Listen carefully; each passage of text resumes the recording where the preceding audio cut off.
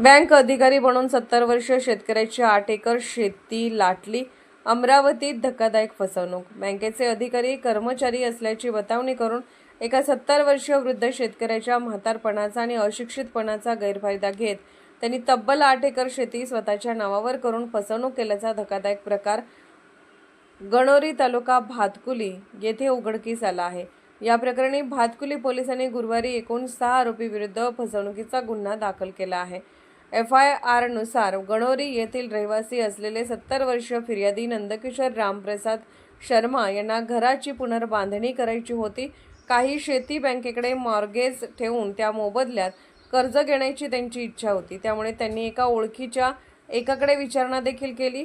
त्याने आपल्या बँकेचे दलाल ओळखीचे आहेत असे सांगून शर्मा यांचे बोलणे देखील करून दिले. नेमकी तीच संधी साधत आरोपींनी स्वतः बँक अधिकारी व कर्मचारी असल्याची बतावणी केली. शेती मॉर्गेज ठेवण्यासाठी काही दस्तऐवज तयार करावा लागेल असे म्हणत आरोपींनी शर्मा यांच्याकडून त्यांच्या महत्त्वाची दस्तऐवज देखील घेतले. त्यांनी शर्मा यांच्या अशिक्षितपणाचा गैरफायदा घेण्याचे ठरवले.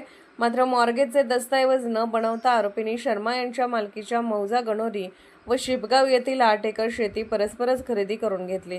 त्याची खोटी इसार चिठ्ठी व खोटे खरेदी खत बनवून घेतले.